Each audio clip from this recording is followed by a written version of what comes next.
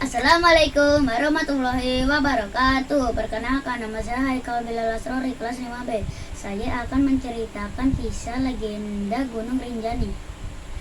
Dahulu kala, tak jauh dari pelabuhan Lembar, terdapat sebuah kerajaan. Kerajaan ini dipimpin oleh seorang raja bijaksana bernama Datu Tuan. Di kerajaan tersebut, Datu Tuan menghabiskan waktunya bersama sang permaisuri yang cantik bernama Dewi Mas. Pada suatu hari, Raja Datu Tuan berbincang kepada Dewi Mas mengenai penerus untuk membawa kerajaan tersebut. Raja Datu Tuan meminta izin kepada Dewi Mas untuk menikah lagi, dan Dewi Mas mengizinkannya dengan berat hati. Setelah mendapatkan persetujuan dari Dewi Mas, Datu Tuan melangsungkan pernikahannya.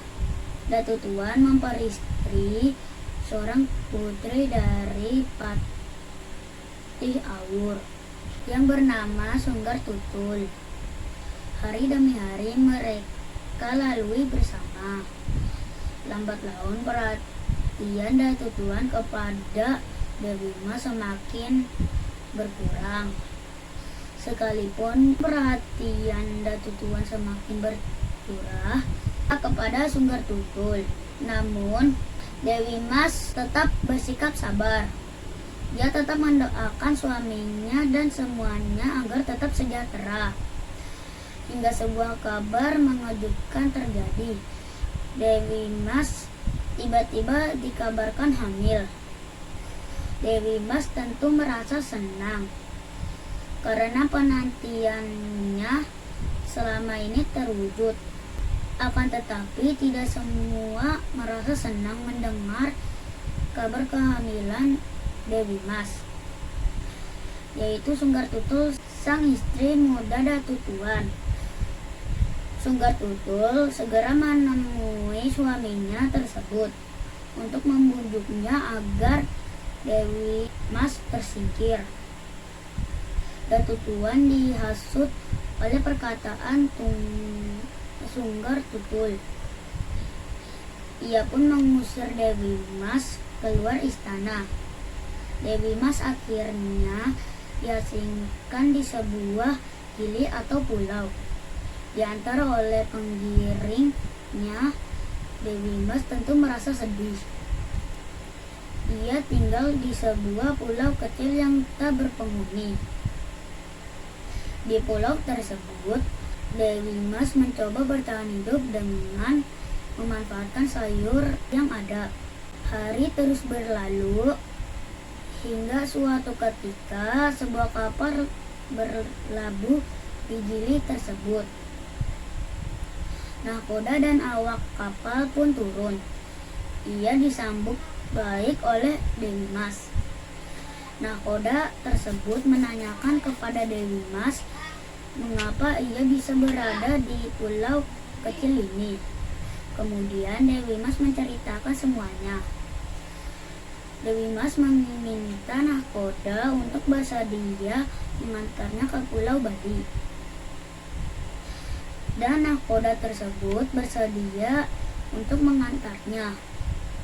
Sesampainya di Bali, Dewi Mas tinggal di sebuah gubuk yang kecil. Waktu terus berlalu hingga datanglah masa kelahiran Dewi Mas. Dewi Mas melahirkan bayi kembar laki-laki dan perempuan. Bayi laki-laki diberi nama Raden Luna Putra Janjak, sedangkan bayi perempuan diberi nama Dewi Rinjani. Waktu terus bergilir. Secara cepat, tak terasa kedua bayi kembar tersebut tumbuh menjadi seorang pria yang gagah dan wanita yang anggun. Suatu ketika Raden Luna ingin mengetahui dirinya lebih dalam. Ia menanyakan tentang ayahnya dan menanyakan kenapa ia dilahirkan tanpa seorang ayah. Dewi Mas pun terkejut mendengar pertanyaan anaknya. Dewi Mas selalu menceritakan semua kisahnya kepada putranya tersebut. Mendengar cerita ibunya, putranya merasa tak percaya sekaligus marah. Kemudian Raden Nuna meminta izin untuk menemui ayahnya. Sesampainya di kerajaan, Raden Nuna dihalangi oleh pengawal Datu Tuan dan akhirnya mereka berkelahi. Namun kesaktian Raden Nuna ternyata tidak sebanding dengan pengawal. Semua pengawal kerajaan berhasil dikalahkan oleh Raden Nuna. Pertempuran itu pun terdengar di telinga Datu Tuan. Ia segera turun tangan untuk mengatasi keributan itu. Namun ketika hendak melawan Raden Nuna, kejadian aneh pun terjadi. Tiba-tiba terdengar suara dari langit yang menyuruh Datu Tuan untuk tidak berkelahi dengan Raden Nuna, sebab ia adalah anaknya. Kemudian Datu Tuan terkejut mendengarnya. Ia kemudian menanyakan kepada Raden Nuna siapa namanya dan siapa ibunya. Kemudian Raden Nuna memberitahu semuanya. Kemudian Datu Tuan menjemput Dewi Mas dan anak perempuannya untuk kembali ke kerajaan. Sekembalinya ke istana kerajaan, Dewi Mas tidak menaruh dendam pada Sunggar Tutul. Mereka hidup damai beberapa tahun. Kemudian Raden Nuna kian bertambah dewasa. Ia menggantikan Datu Tuan sebagai raja. Sementara itu, Datu Tuan yang makin menua nampak semakin bijaksana. Dewi Rinjani sering menemani ayahnya tersebut. Hingga suatu hari, Datu Tuan mengajak putrinya tersebut untuk bertapa di gunung. Datu Tuan bertapa dengan sungguh-sungguh dan kusyuk. Begitu pula dengan Rinjani.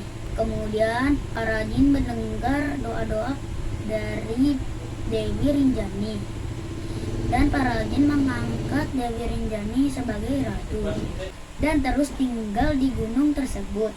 Gunung itu kini biasa dikenal sebagai Gunung Rinjani. Gunung ini juga menjadi gunung api terindah yang berada di Lombok. Pesan dari cerita ini adalah selalu bersikap sabar dan ikhlas. Demikian cerita legenda Gunung Rinjani ini. Wassalamualaikum warahmatullahi wabarakatuh.